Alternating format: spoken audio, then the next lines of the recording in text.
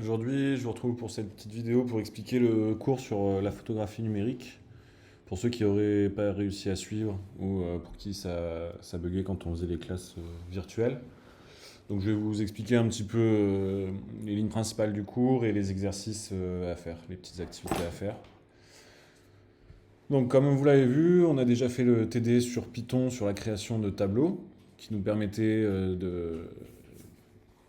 d'appréhender les concepts de pixels et de couleurs RGB.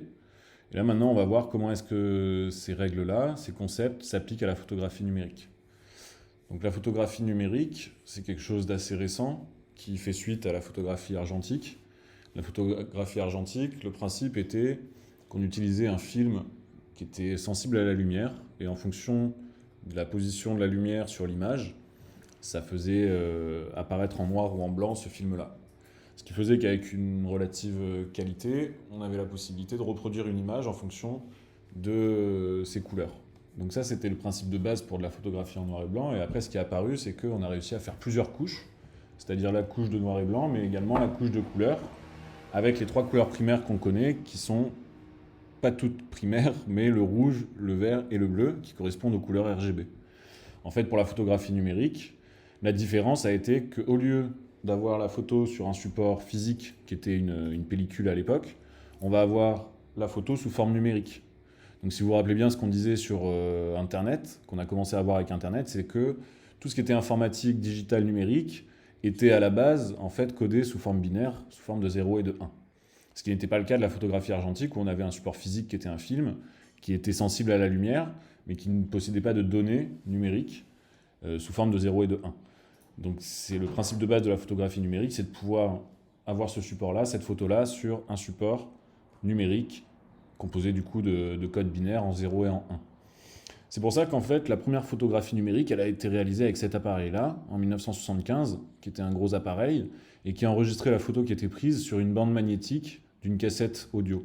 Donc à l'époque, avant les CD-ROM, on avait des cassettes audio, qui étaient des bandes magnétiques, des bandes noires, si vous avez déjà vu, comme les anciennes cassettes vidéo. Et en fait, sur cette bande magnétique, on pouvait malgré tout inscrire des données. Alors pas sous forme visuelle comme on peut le voir pour une photo, mais sous forme de données numériques de 0 et de 1 binaires sur une cassette magnétique. Alors pour ce premier appareil photo qui pesait 3,6 kg, on avait la capacité de faire des photos de 100 pixels par 100 pixels, uniquement en noir et blanc. Et à chaque fois qu'on devait enregistrer une photo sur la cassette, ça mettait 23 secondes, ce qui est relativement énorme. Ce qui est intéressant là, c'est de voir la qualité de la photo qui était très très limitée, avec 100 pixels par 100 pixels qui correspond à 1000 pixels. Pour vous donner un titre de comparaison, quand vous avez un téléphone actuel, en général, votre appareil photo fait 10 mégapixels, environ, hein, je dis, en moyenne, environ 10 mégapixels, ce qui correspond à 10 millions de pixels. Donc à 10 000 fois plus de pixels que la première photo numérique qui a été réalisée. Donc c'était une qualité très très faible. Ensuite, en 1986, on a la sortie du Canon RC701. Bon, on s'en fiche un peu du nom de l'appareil photo, mais ce qui est intéressant, c'est que c'est vraiment le précurseur de l'appareil photo réflexe numérique moderne, avec un objectif qui pouvait être échangé, et également une disquette qui permettait d'enregistrer les photos. On n'était plus sur une cassette, mais sur une disquette qui permettait d'enregistrer un peu plus de photos déjà, et on avait la possibilité de faire des photos de 380 000 pixels en couleur. Donc on voit que l'évolution, en fait, elle paraît peu rapide, mais à partir de l'invention de la photo numérique en 1975, 11 ans après, on avait déjà des appareils qui étaient relativement fonctionnels. Il faut se rendre compte aussi que 11 ans à l'époque, c'est pas la même chose que 11 ans actuellement. Aujourd'hui, le progrès scientifique va beaucoup plus vite qu'à l'époque, et donc on est capable d'avoir des objets de plus en plus performants rapidement. Et d'ailleurs, c'est que 9 ans après qu'on a vraiment le premier modèle grand public, qui n'était pas un réflexe, qui était ce qu'on appelait un compact, hein, parce qu'il est relativement petit, qui permettait de le faire pour tout un chacun, le commun des mortels. Chez vous, vous pouviez avoir cet appareil photo-là et enregistrer vos photos sur un ordinateur. Parce qu'en 1995, les foyers, certains foyers commençaient à posséder un ordinateur. C'était vraiment le début de l'informatique. Et donc ici, on pouvait enregistrer 96 photos de 340 par 240 pixels, ce qui est pas trop mal. Aujourd'hui, à la différence, c'est qu'en fait, ça s'est complètement généralisé, autant au niveau des supports qui permettent de photographier qu'au niveau des qualités et des prix.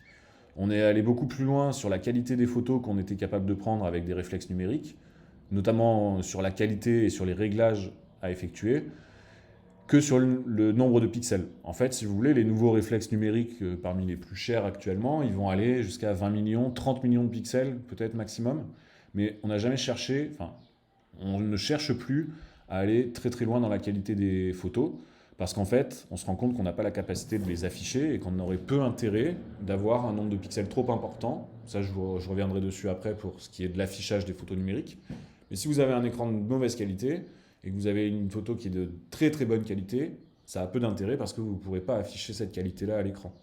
Donc c'est pour ça qu'on est allé plutôt vers la course à la qualité qu'à la quantité de pixels.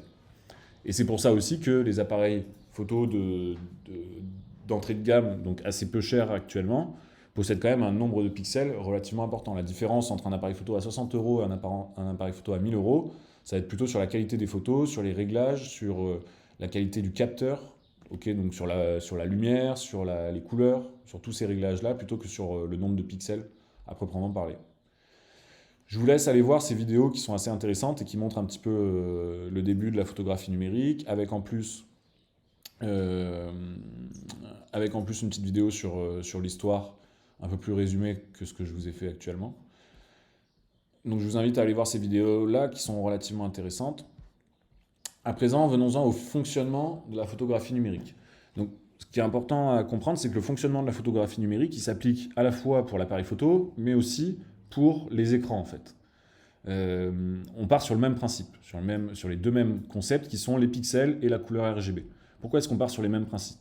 Parce que le concept de pixel, c'est de dire que n'importe quelle photo, n'importe quelle image possède plein de petits carrés d'une certaine couleur qui représentent, une fois qu'on les assemble tous et qu'on dézoome, une photo nette. Bon, en fait, ce pixel, on retrouve la notion à la fois sur les écrans, ce qu'on peut voir ici dans les images. Quand on zoome sur la photo de la cerise sur l'écran, on voit au bout d'un moment apparaître les pixels qui sont ces petits carrés avec les différentes couleurs RGB. Mais en fait, ces petits pixels, l'équivalent, ça va être dans le capteur de l'appareil photo. Le capteur de l'appareil photo, il possède un certain nombre de mini-pixels qui permet d'obtenir le niveau de rouge, de bleu et de vert de chacun de ces pixels. Donc en fait, on a à la fois le concept de pixels sur le capteur de l'appareil photo et sur l'écran. Donc si sur votre écran, vous n'avez pas assez de pixels là, sur votre écran, et que votre photo, elle en a 1000 fois plus, bah, ça a peu d'intérêt parce que de toute façon, il va afficher 1000 pixels d'une photo dans un pixel d'écran. Donc il va devoir mélanger tout, il va réduire la qualité. Donc c'est pour ça qu'on n'a pas cherché à aller trop loin dans les mégapixels. Et donc la couleur du pixel, elle est déterminée par son niveau RGB ou RVB, et qui est une valeur, qui est en fait une quantité de chacune de ces trois couleurs. Donc quand on met toutes les couleurs au maximum, à 255, parce que la valeur va de 0 à 255, si on met toutes les valeurs au maximum, donc le rouge à 255, le vert à 255 et le bleu également, comme on l'a vu sur le TD pour les drapeaux, on va obtenir la couleur blanche. Et en fait, on va pouvoir déterminer un grand nombre de couleurs grâce à cette description, juste avec les trois couleurs principales allant de 0 à 255. Donc, vous avez à faire cette petite activité vous-même, c'est de savoir combien de couleurs différentes est-il possible d'obtenir avec le système RVB ou RGB. Comme chaque couleur peut prendre 256 valeurs, je vous laisse faire le calcul, qui est un calcul un petit peu équivalent à ce qu'on faisait pour le calcul binaire pour Internet. Vous avez une deuxième petite activité.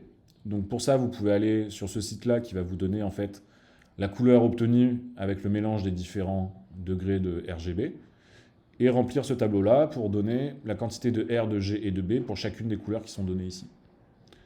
Et vous pouvez répondre à la question, que se passe-t-il quand les trois canaux ont la même valeur, par exemple 125, 125, 125. Je vous laisse regarder ça, vous n'avez pas besoin de logiciel, vous pouvez le faire directement sur un document annexe ou sur un document Word, et on corrigera la prochaine fois. Ici, ce schéma-là, il représente un petit peu une aide pour remplir le tableau ici, c'est que en fait, ça nous montre la synthèse additive des couleurs. On appelle ça comme ça en physique, qui sont en fait les couleurs obtenues avec le mélange de différentes couleurs. On voit en particulier qu'en mélangeant le vert, le bleu et le rouge, au centre, on a du blanc, pardon. Alors qu'en mélangeant du bleu et du vert, on va avoir du cyan, du vert et du rouge, du jaune, et du rouge et du bleu, du magenta.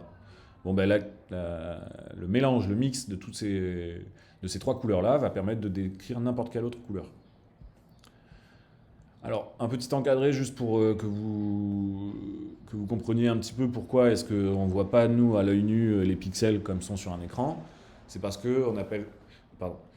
Pourquoi est-ce qu'on ne voit pas la différence des pixels? C'est à cause du pouvoir séparateur de l'œil. En fait, au bout d'un moment, l'œil n'est pas suffisamment précis pour distinguer l'écart entre ces pixels. Votre œil n'est pas capable de zoomer et de comprendre la différence qu'il y a entre ces pixels. Si vous voulez de manière simplifiée, votre œil il possède aussi un certain nombre de pixels limité. Au bout d'un moment, c'est pour ça que si vous regardez quelque chose à 3 km, vous n'allez pas très bien le distinguer, parce que vous n'êtes pas capable de zoomer et d'avoir suffisamment de pixels pour avoir une représentation correcte de l'image.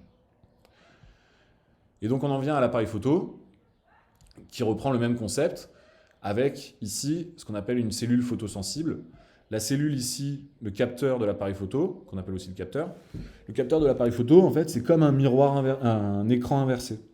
C'est comme si on enregistrait, en fait, ce qui arrive sur le capteur. Donc, lorsque c'est une lumière rouge qui arrive dans un petit pixel, ça va enregistrer le rouge, pareil pour le vert et pareil pour le bleu.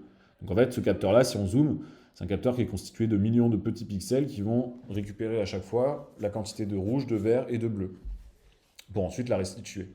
L'image, du coup, elle est enregistrée sous la forme d'une superposition de 3 couleurs, qu'on peut voir ici pour cette photo-là, par exemple. Et ce qu'on peut remarquer en particulier, c'est que si on prend une couleur assez vive, comme le rouge ici, en fait, cette couleur-là, le rouge, à la fois, elle est blanche sur le filtre rouge, mais elle est noire ici, sur le filtre vert et sur le filtre bleu. Pourquoi? Parce qu'en fait, comme la couleur est quasiment complètement rouge, il n'y a que le filtre rouge qui va laisser passer la lumière et donc qui va apparaître en blanc sur cette zone-là. Par contre, une autre zone où on n'aurait pas du tout de rouge, la zone pour le filtre rouge serait complètement noire. Et donc la superposition de ces trois couleurs va nous donner l'image finale. Vous pouvez aller voir cette petite vidéo, c'est un C'est pas sorcier sur le fonctionnement de la photographie numérique si ça vous intéresse. Il est assez intéressant.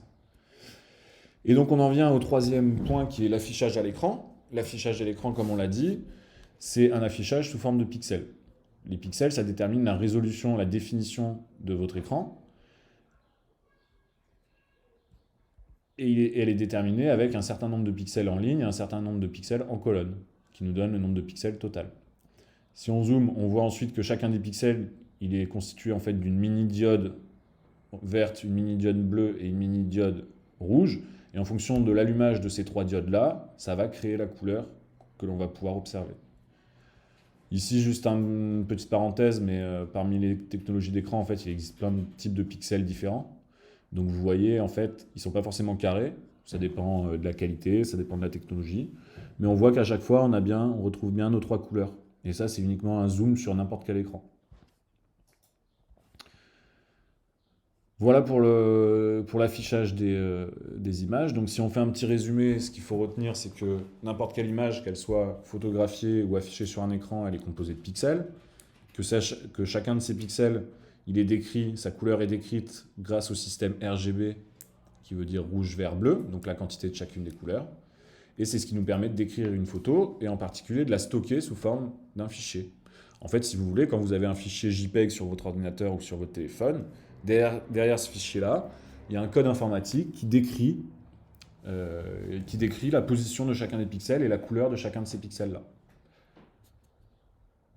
Et vous avez ici une troisième activité à faire vous-même, qui va être en fait d'essayer d'estimer le code de chacun des pixels en fonction de sa couleur. Bon, je vous laisserai le lire, c'est relativement simple. On a la même chose avec le même logo en couleur. Donc le code d'un logo batterie en couleur va être déterminé par la grille ici qui est donnée et que vous devez finir de remplir. Donc voilà pour la partie du cours sur la photographie numérique. Je vous laisse le soin de le relire et de faire les petites activités à l'intérieur pour lesquelles vous n'avez pas besoin de logiciel. Donc tout le monde est capable de les faire. Voilà, merci beaucoup.